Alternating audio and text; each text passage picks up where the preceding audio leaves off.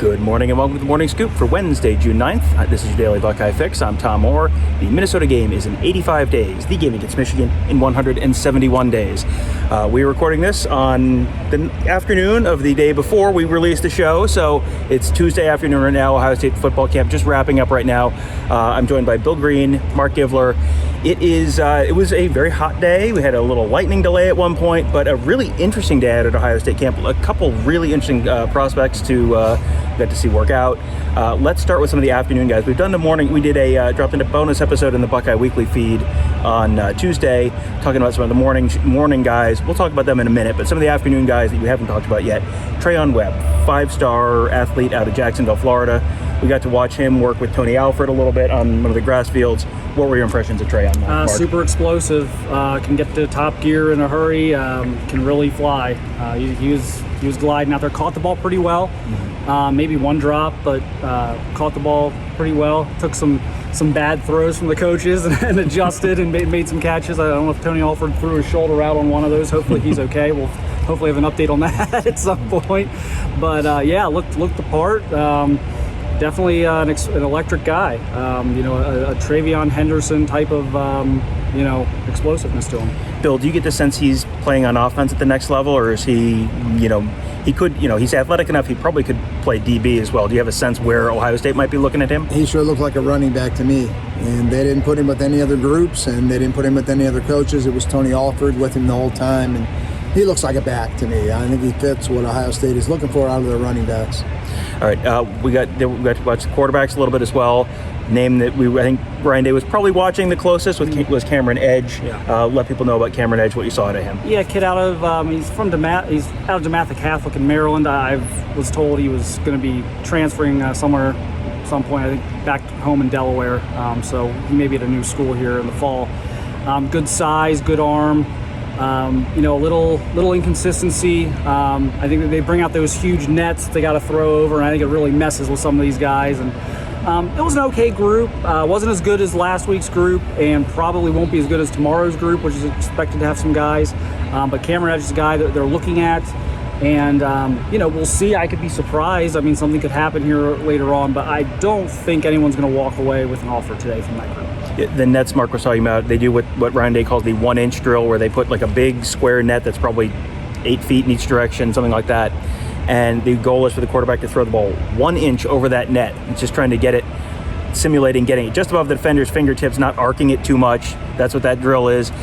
We saw them do that outside. Then we had the lightning delay. They brought the drill inside.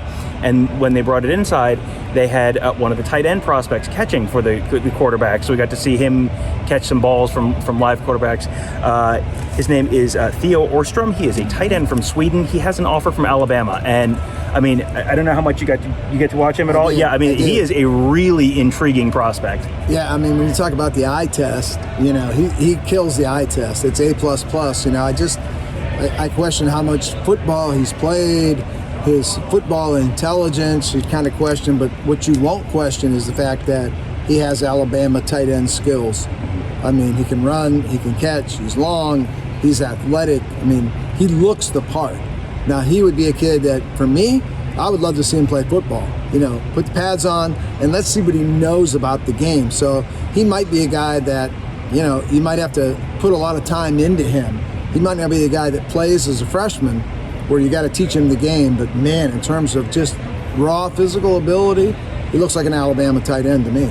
Yeah, he was, Kevin Wilson at one point asked him, "Do you play basketball?" And he goes, "No, curling." I was like, all right, well, I mean, that's not something you traditionally see on recruiting profile, but all right, that's good to know. Another guy from a land far away, Hawaii, Tosili Akana, a linebacker from 2023. He is not quite a 5-star, but he's ranked 27th overall in the class, so he's right kind of on that fringe. We saw him working a little bit with Larry Johnson and with Al Washington as well. Maybe they're looking at him as an edge or something like that. They were working on some pass rush stuff. I mean, Marc, what were your thoughts on him? Yeah, I was able to watch kind of the workout with Larry Johnson and Al Washington. They kind of had him as a stand-up edge rusher, seeing how he can bend and turn the corner. Super impressive. After watching a little bit of the linebacker stuff and then the workout with Larry Johnson, I'm kind of ready to say defensive end. I think you bulk him up. He's got big, broad shoulders. He's probably about 6'4". Yes. Great looking prospect. Certainly in the discussion, if not the best guy here today, certainly on the short list, in my opinion. Yeah. Any thoughts on you? Because you watched the whole thing, I think. Yeah, he was my most impressive athlete here today. I mean, he's the guy that you just put him on the edge, and if he's hand down, that's great. If he's standing up, that's great. He's just a road runner type, beep, beep, and he's gone. And I know Al Washington couldn't block him. We saw that today. So, no, he was the most physically impressive kid here from what I saw today. I love that kid. And as of taping, he doesn't have an Ohio State offer. I'll be shocked beyond belief if he leaves here without an Ohio State offer. I mean, he's pretty special. Yeah, as of the time that we're recording this, they took him back into the facility, which is often a precursor to a tweet about half an hour later about an offer, so it would not surprise me if that was and that forthcoming that shortly. Would be the offer in the capital O, capital F, capital F, capital E, capital R, and a real offer. Yeah. So let's travel back in time to this morning. We got to see offensive lineman, defensive lineman this morning. Let's start with Hero Canoe, defensive tackle. He's here with a group of international players.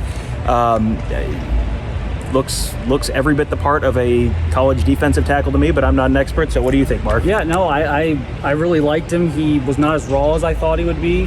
Seemed to really know what he was doing, leading the drills, great attitude. What's interesting to me, I think he's got 3-tech quickness, but I think he's got the frame and the bulk to play one for Larry Johnson, who prioritizes, get off and explosiveness rather than, looking for a 330-pound plugger. So to me, there's maybe some Haskell Garrett there as a guy who can maybe, flip around to either spot if needed. We'll see how it goes. He loves Ohio State. He told me that, he was talking about, I don't know how many visits I'm going to take in the fall, but Ohio State's, going to be one of them. They're on the list. So they're on the short list right now. It's going to be interesting to see where this goes the next few months. Another player with that international group was Lucas Simmons. He's an offensive tackle. And, again, like these international guys, like, they're raw. They have not grown up playing football because they grew up in countries where you don't play football from the age of 5. But, there's just looking at him, like, there's just so much just intriguing there to work with. Yeah, I mean, if you're going to take a shot at a kid, 6'8", 295 pounds with really good feet. Now, he needs to get stronger and he needs to learn football. Now, his dad played football at Oklahoma, so there is a football background there. So he's got a bunch of offers. He's got Florida State offer. I don't think he'd be a guy Ohio State would go on now. I think he's a guy that you definitely track over the next year and see what his progress is. If you take Lucas Simmons, you're not going to play him as a freshman. You're going to have to invest a lot of time in him, but the payoff could be, number 1 pick in the draft 5-6 years from now. So because he's got that kind of just physical ability. He's tall, he's long, he's quick. What more do you want? So, we'll see what happens with him, but he's going to be playing somewhere on Saturday. I think they're going to want to see a little bit of American film this fall and get a better idea. I think that's what's probably going to happen. Yeah, he'll have college paid for him. He won't be a professional curler. He'll be an American football player. Yeah, you got to see the American film. You don't want to watch the football film with the subtitles. You have too much reading. Right. Another offensive lineman we saw, Josh Padilla, 2023, in-state kid, not from another country, not from another state, in-state kid. He's someone that we keep talking about as potentially the next guy to commit. Yes. What were your impressions of Josh this morning? Yeah, definitely a pure center, I think. Yeah. He's not going to totally jump out at you physically, but he's strong. He was able to anchor in one-on-ones. You're not really supposed to bull rush. They tried to a little bit. He was able to handle that. Tough kid, big-time competitor. I know the Pat Elflein, Yeah, that's who he has to be. Yeah, he has to be Pat Elflein. And you watched more of him than I. You watched the whole morning. He's good. He's fundamentally sound. He is not a physical, dominant body type kid. He has to be the nastiest, baddest kid on that field. Take no crap from nobody, and get by on his fundamentals, his technique, and his nastiness, and if he's not the baddest kid on the field, he's going to have a hard time getting on the field because this is the opposite of like Paris Johnson, who walks in the room and it's wow. This is not a wild kid. This is a kid who's going to have to out-fundamental people, out-tough people, and, I like him. He's really good. We got to see another defensive end, 2023, Shondavian Bradley from Missouri. He was, we've looked at the interior defensive linemen. It's like, oh, these kids are really big. He's one of those guys that's like, he's gonna just like the offensive tackle we were talking about a minute ago, he's gonna have to bulk up a little bit if he's gonna play. Oh yeah, he's about 40, 50 pounds away from his college playing weight. Super athletic, can run, explosive, long. His arms are, it's Craig, going through and doing some of the rip moves and stuff. And it's just all arms, all arms and legs. But intriguing guy. Again, I think you want to maybe look at him. Let's see if he can put on not 50 pounds, but let's see if he can put on 10 or 15. And if that, make sure that doesn't mess with his speed and quick twitch. And go from there. But he was one of the top guys, and he had some surprising inside, some good inside moves and one-on-ones. He beat, it wasn't quite Gabe Harris, but he had a couple of reps that where guys whiffed, Yeah, and we came here with a list today of, here's the guys we want to see. And then kind of mid to late this morning, Marc's like, hey, get some pictures of the guy in the gold helmet, because sometimes you get these guys who are just like someone you're not necessarily coming here thinking, this is someone who's top 100 prospect, and then it's like, oh, this guy looks like he might be able to play a good little bit. His name is Kendrick Gilbert. He is from a program that Ohio State fans will be very familiar with, the Cathedral program in Indianapolis. That's Terry McLaurin, Pete Werner's program. I mean, what made you tap me on the shoulder and go, hey, that guy? Well, for one, Larry Johnson moved him up to like the front of the group with Hero, so that was kind of like, oh, okay. And then just the size, 6'5", long arms, about 270 pounds almost right now. I think he's going to move inside. I think college coaches even are telling him that he's going to move inside. But his get off at that size with that length, really impressive kid, worked really hard, had some good stuff in one-on-ones that we'll have some video of that. Notre Dame offered him about a week ago. This is a kid who isn't ranked anywhere, I don't think. He's got 5 offers, I think, now. They've all started to come in now. He was a good player, but not a star player for Cathedral last year. He's going to be the guy this year as a junior. So watch the film this fall. I don't think they've offered him at this point, but definitely a guy I think is going to be worth a look. Yeah, and so that was a very interesting day. A lot of guys to watch. You guys will be back here on Wednesday for another day of camp.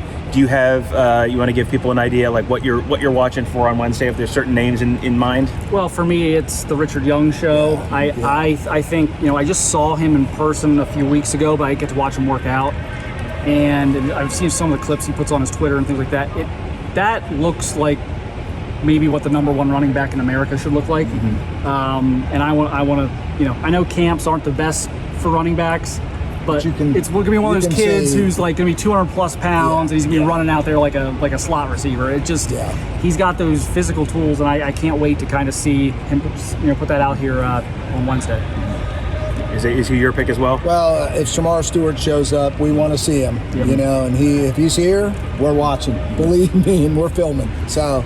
And Richard Young is absolutely coming. He gets here at 5 o'clock tonight. There's going to be a little meet and greet and schmooze, and then he is working out tomorrow, I was told. So really looking forward to seeing him like you are. And then if Shamar Stewart's here, he's going to have some eyeballs on him. Well, we will have some eyeballs also on our Ask the Insiders board. We have had another fantastic day. Tuesday was a ton of content, videos, photos, interviews, analysis, a little bit of something for everyone, podcasts, video analysis podcasts, a little bit of something for everyone. It is all at BuckeyeScoop.com on our Ask the Insiders board. You just have to be a member to be on there, so you should sign up today at BuckeyeScoop.com. If you do sign up, you can get a chance to win 4 tickets to the Oregon game, courtesy of Nevada Buck. He is giving away 4 of his tickets for the Oregon game. All you have to do is be a member of Buckeye Scoop, and he will give those away to one of our members. So sign up today at BuckeyeScoop.com. Also, make sure you check out our YouTube page at youtube.com/BuckeyeScoop. Hit the subscribe button there, and then you get notified every time we post a new video. We put up a ton of video during the day on Tuesday. There's going to be a lot more going up Tuesday night, probably before you're listening to this podcast. A lot of interesting players to watch. kind of we'll put together some different workout drills, that kind of stuff. Let you see what guys are doing at camp. Let you see how guys look. If you want to do a little at-home analysis, you can do that. It's at youtube.com/Buckeye Scoop. Just subscribe right there, obviously free, and you get notified every time we post a new video. So that'll do it for today. Thank you guys all for joining us. Have a great day. We will talk to you tomorrow.